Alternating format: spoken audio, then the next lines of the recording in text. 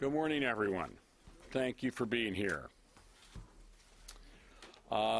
It's been my privilege to host Korean Minister of National Defense Han Min-Koo here for what is the 48th U.S. Republic of Korea Security Consultative Meeting.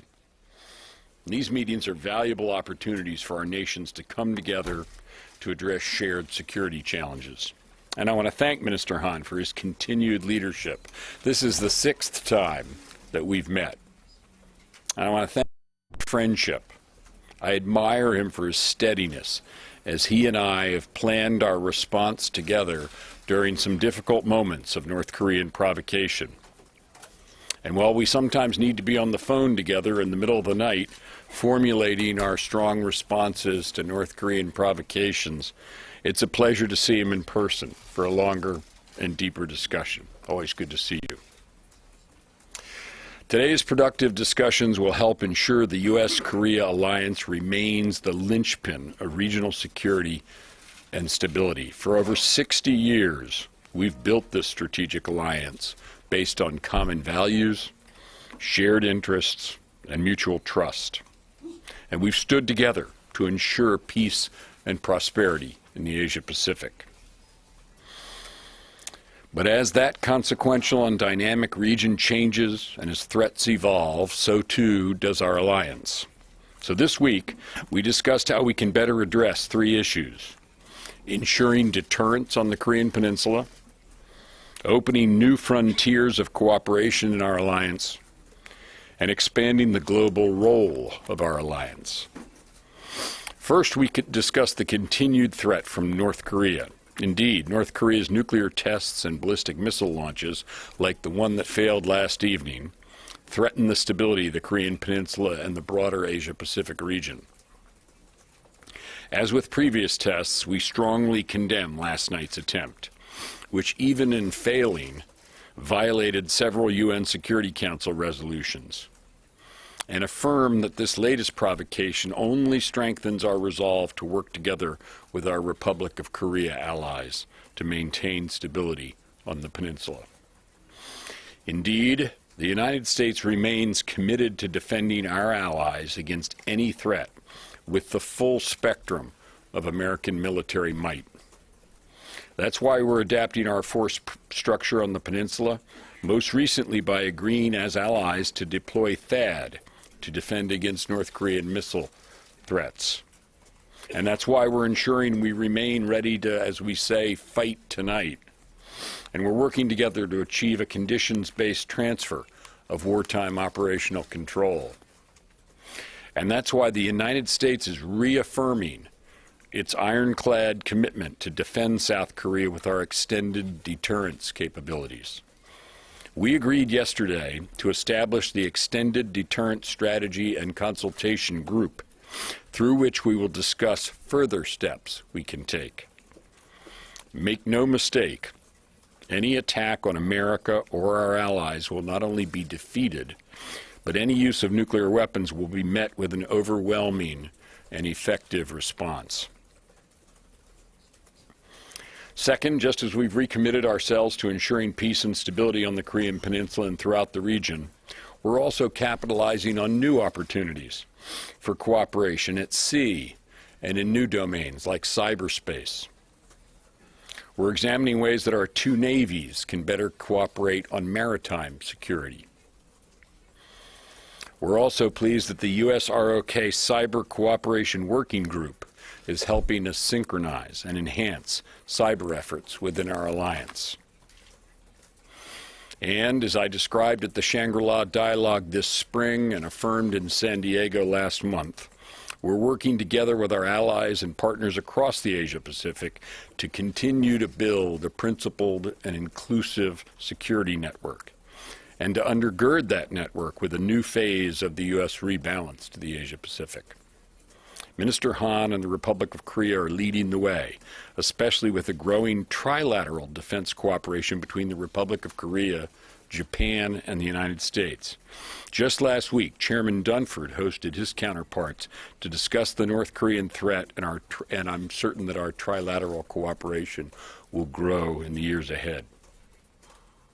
And third, beyond the Asia-Pacific, we discussed how our alliance can make a better world.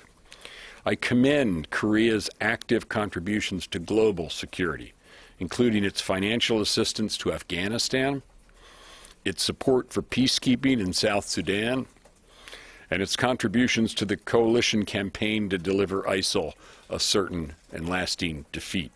Time and again, the Republic of Korea has proven to be a reliable and capable provider of global security, and will continue to work together in more ways and in more places around the world. As we look to the future, we'll continue to count on this remarkable alliance. We've fought together, we've rebuilt together, and today we confront the North Korean threat together. While we've been tested many times, we've adapted to every challenge, and as we've done so, we've ensured security and prosperity for our nations, the region, and the wider world. Many of you know the slogan of our alliance is "Kachikatfida," which means we go together. As we continue to partner together on defense, we'll also go further together into new domains, on new missions in the region and around the world. Minister Han, it's been my pleasure to reaffirm our bond this week and discuss our great alliance's future, because we go together today and always. Thank you. Please.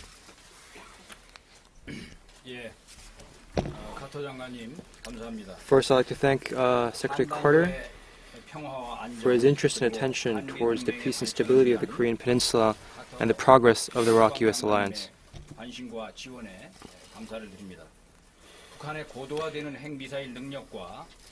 This year's SCM was hosted under grave security circumstances, one highlighted by an advancement of North Korea's nuclear missile capabilities and continued threats from the DPRK. In this year's SCM, we have reviewed the accomplishments made by the United States Department of Defense and the Republic of Korea Ministry of National Defense within our bilateral relations and within our combined defense posture. It was also a precious opportunity in which we identified the direction of future improvements.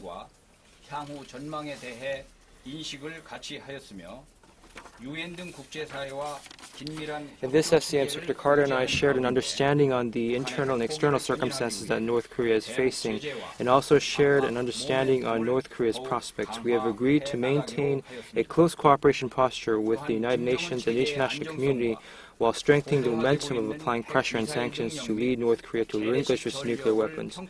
Furthermore, we have assessed the stability of Kim Jong-un's regime, North Korea's nuclear and missile capabilities that is continuously advancing, and North Korea's conventional forces. We have agreed to strengthen our stalwart combined defense posture so that we may respond to any North Korean provocation.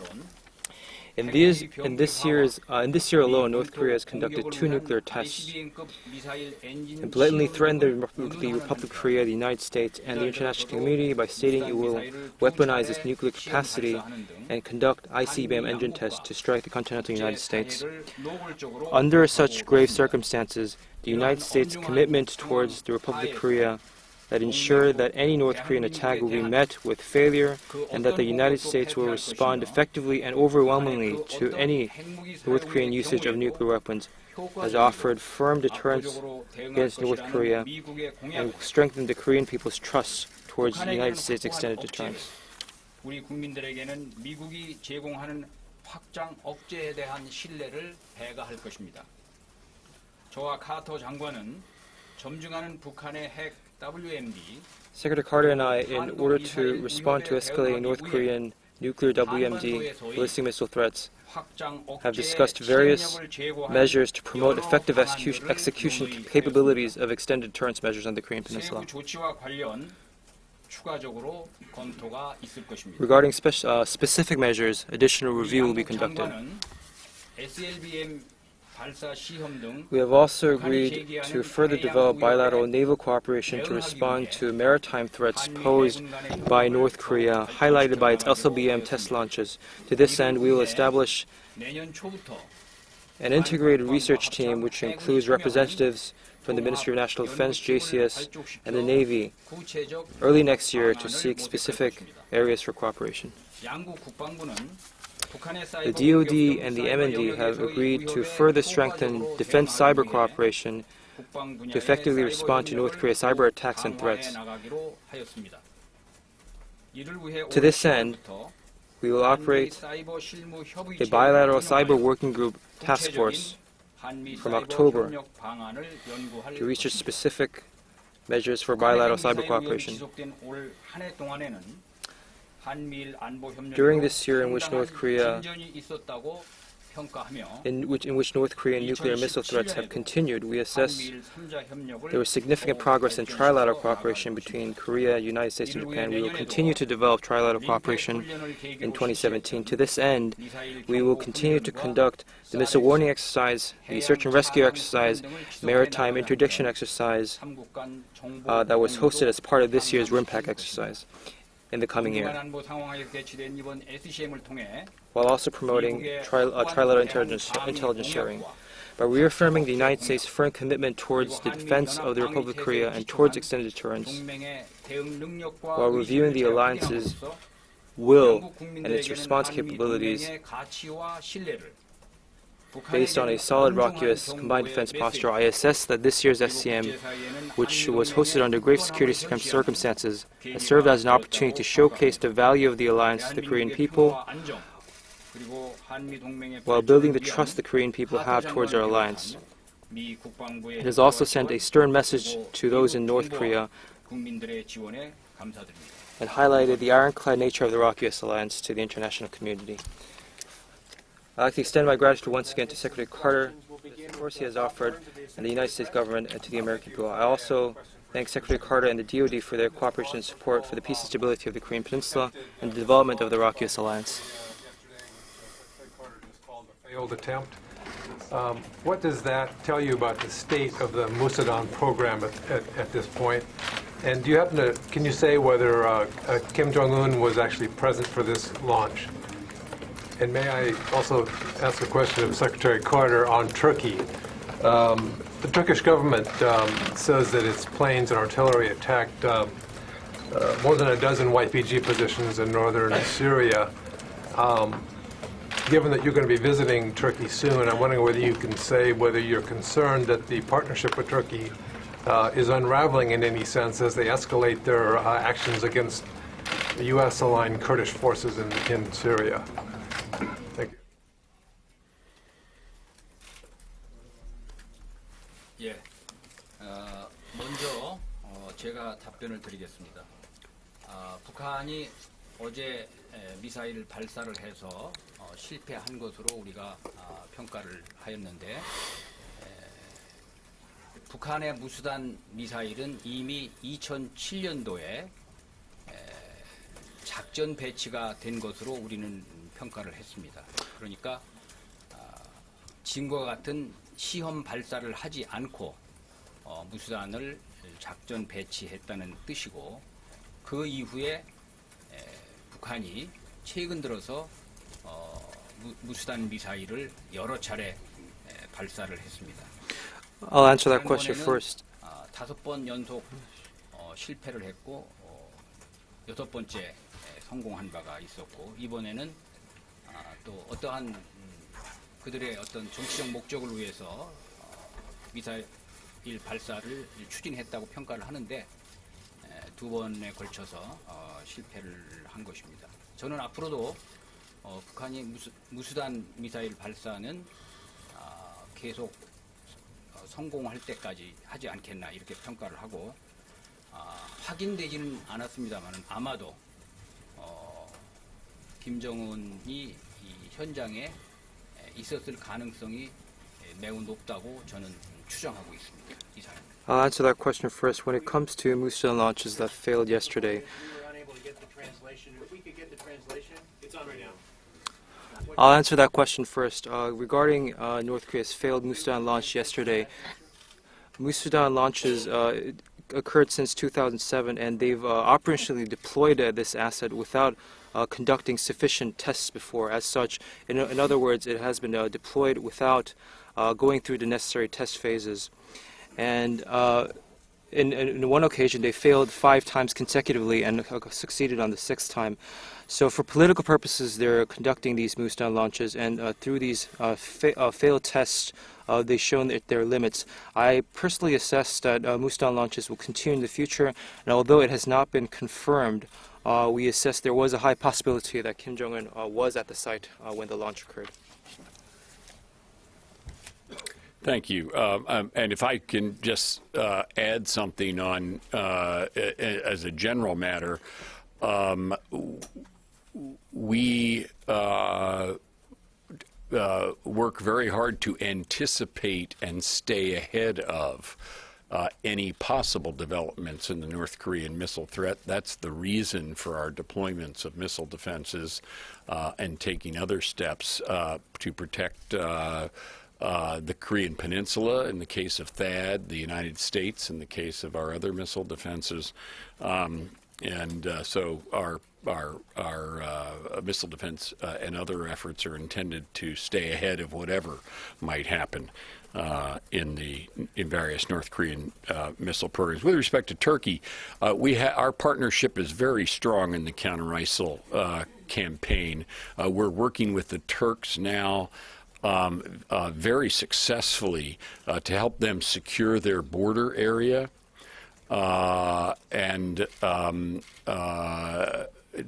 We work with them in a number of ways on the counter-ISIL campaign. They're strong partners in that. I will have an opportunity to discuss that with our continuing counter-ISIL efforts and all the other things we do with Turkey as a strong and long-standing NATO ally.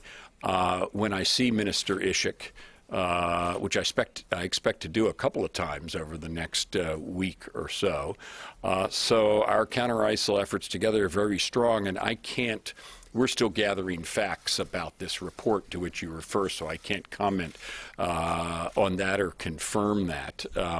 But our partnership in general is very strong. We work through issues as they arise. We've managed to do that successfully, and I expect that that'll continue. And that'll be one of the purposes of my meeting with my counterpart over the next week. Next question is... Wait, quick follow-up? Isn't there also a problem with the Turks in Iraq, though, with their forces, which the Iraqi government doesn't want to be present? Isn't that a problem for the coalition?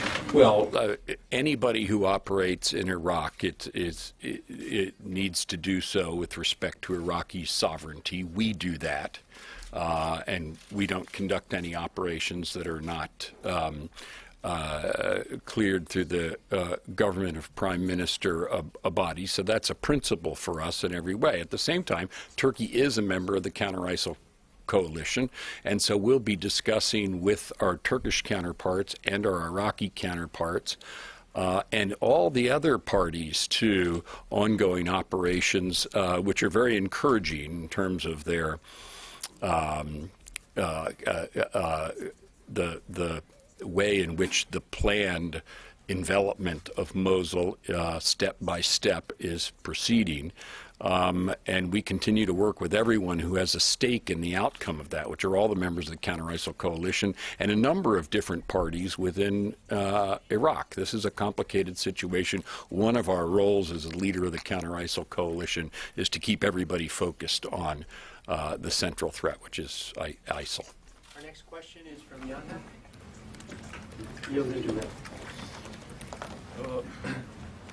한국언론뉴스 이영재 기자입니다. 두 장관분께 각각 하나씩 질문을 드리겠습니다. Two questions.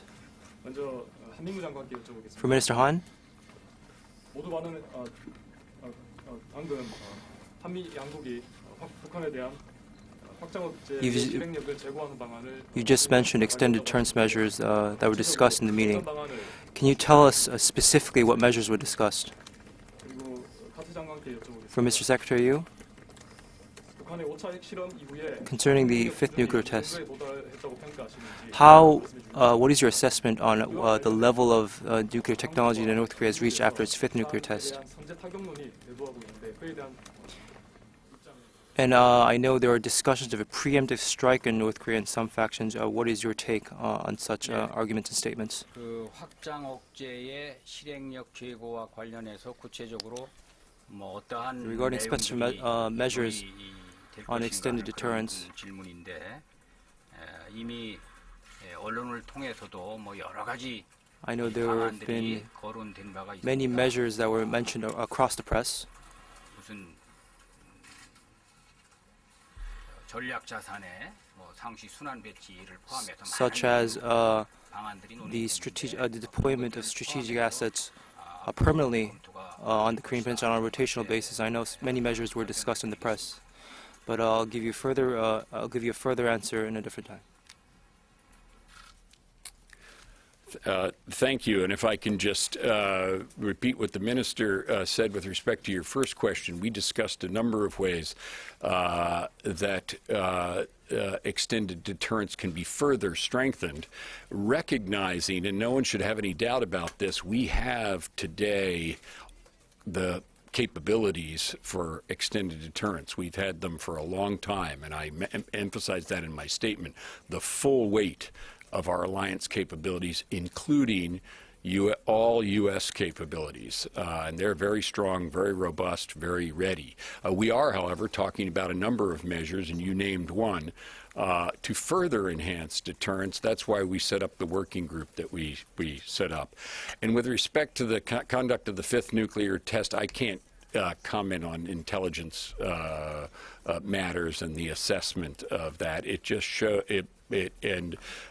I can't add anything to your information on that. I'll just say that it has led once again to the further isolation and increasing pressure, including through international sanctions, on North Korea. And I think that is very significant. At the same time, it redoubles our resolve as an alliance to continue to strengthen deterrence, not just extended deterrence, but our deterrence. I mentioned OPCON transfer and other things that we discussed today. This is an alliance that grows stronger and continues to spread out in terms of the domains of warfare in which it exercises deterrence.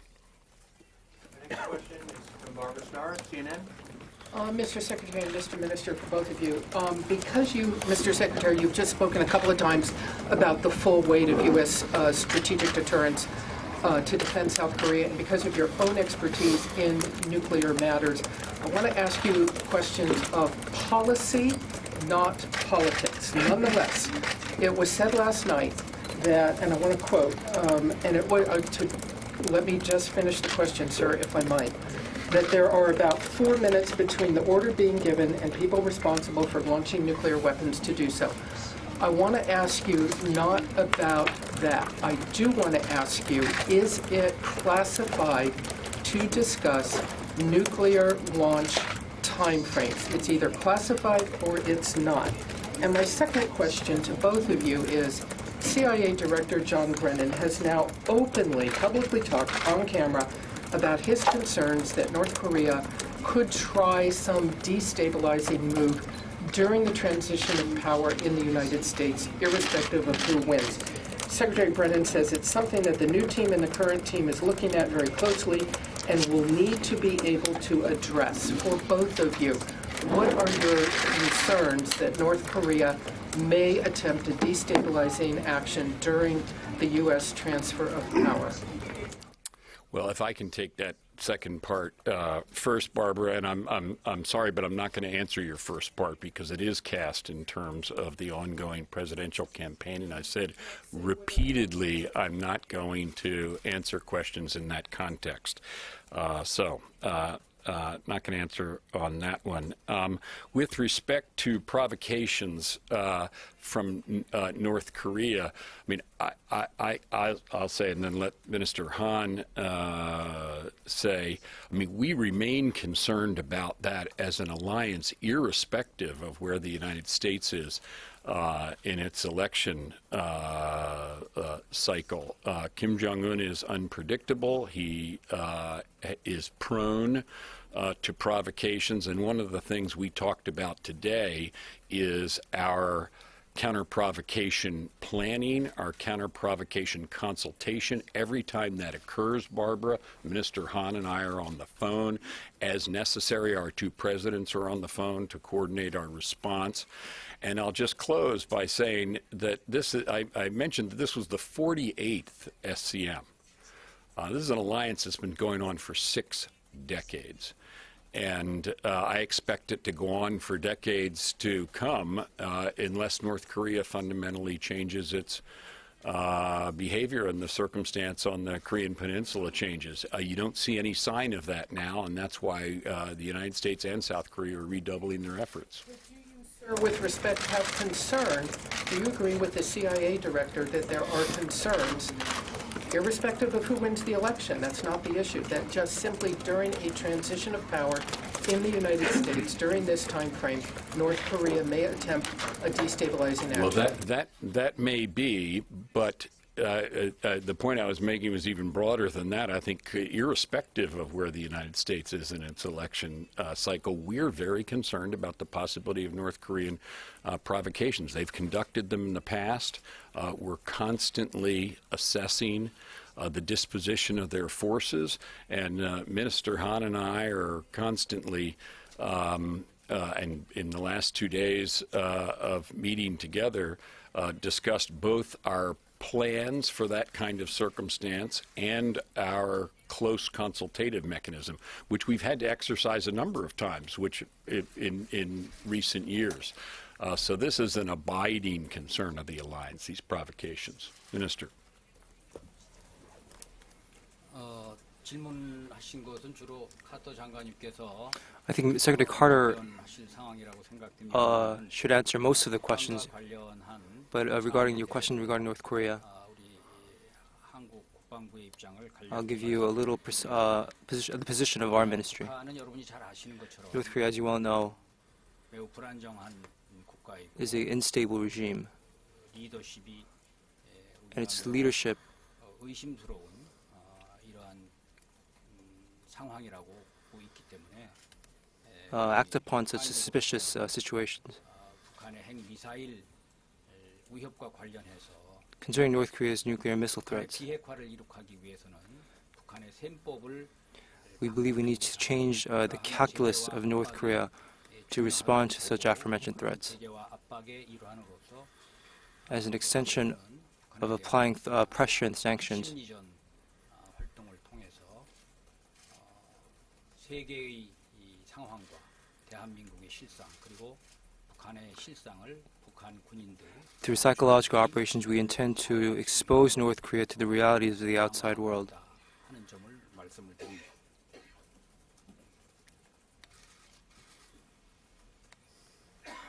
And our final question is from KBS. Mr. Kim? 예, 저기 KBS 김용 기자입니다. 문 장관 회담하느라 고생 많으셨는데요. Well, Secretary Carter, Minister Han, 한 가지 좀 질문 좀 드리거든요. I know you've had a very busy meeting. I'll have one question for each of you. 이제 이번 SCM에서 보면 해군 협력이 이제 특별히 강조가 됐습니다. I know naval cooperation was a key point in your discussion. 아니 특별히 이제 해군 협력을 강조한 이 배경이 좀 I'd like to know the background in which naval cooperation, in particular, of all the service branches, was emphasized. 뭐 확인은 안 됐다고 하지만 북한이 SLBM을 여러 발 실을 수 있는 뭐 신형 잠수함을 건조. Although it's not confirmed, there are reports that North Korea has a submarine that could load multiple SLBMs. And I just want to know if such developments have been reflected in emphasizing naval cooperation in this SCM. 그리고 저 카터 장관께 여쭤보고 싶은 거는요. And for you, Secretary Carter, 이번에 이제 해군 협력도 강조가 됐고 이제 최근에 이제 여기에 배석하신 이제 브룩스 사령관께서도 in addition to naval cooperation, 요격 능력을 강화해야 General Brooks in particular have emphasized the need for maritime-based interception capabilities in Korea. 아니면 한국이 SM3를 도입하는 거 아니냐 뭐 이제 There are speculations as to whether Korea will introduce assets such as SM-3. 사드 배치를 놓고도 심각한 논란이 일어나가 있습니다. Now, THAAD deployment in Korea was very much a controversy domestically. 논란이 있었는데 SM3 역시 같은 문제를 야기할 가능성이 크다고 보거든요. I foresee that SM-3 might enjoy the same controversy domestically. 예, 그 What are your thoughts on this issue? 첫 번째 질문인 그 For your first question 해군력의 concerning naval cooperation and the emphasis on naval cooperation, 말씀하신 것처럼 as you've pointed out, 북한의 SLBM 위협에 대응하기 it's a response to North Korea's SLBM threats. 해군과 또 And this has raised the need for cooperation between our two navies, 앞으로 더 강화될 필요성이 and has addressed the need that this cooperation must be enhanced and advanced furthermore in the future. 이유가 되는 것이다. And such background is the important reason in which naval cooperation was a key talking point in this SEM. 차원에서는 관련되는 정보의 공유라든지 In regards to trilateral cooperation, 더 강화되어야 된다. we believe this too must be strengthened in the future. 북한에서 그 신형 잠수함의 건조와 관련해서 Concerning a new submarine that you've mentioned, 전혀 없고 그러나 it has not been confirmed, 배제하지 but we're not ruling out the possibility. 그러한 악화되는 상황에 대비하는 그러한 And we're making preparations 이런 것들이 필요하다. for any potential circumstance that we may face. Well, I just want to concur with what Minister Han just said on the naval front, and I can add also that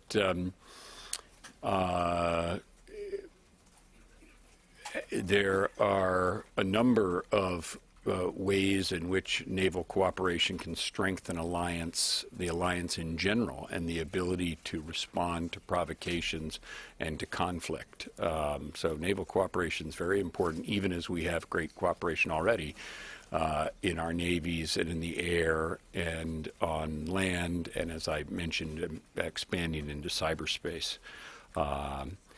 With respect to missile defense and THAAD, the purpose there is very simple.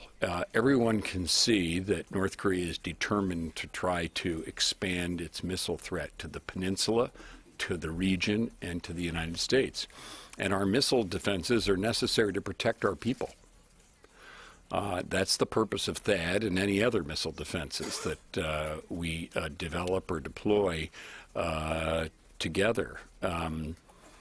This is a threat we need to stay a step ahead of, and that's why we're making the deployments we are doing as an alliance, and that's why the alliance has taken the decision to deploy THAAD.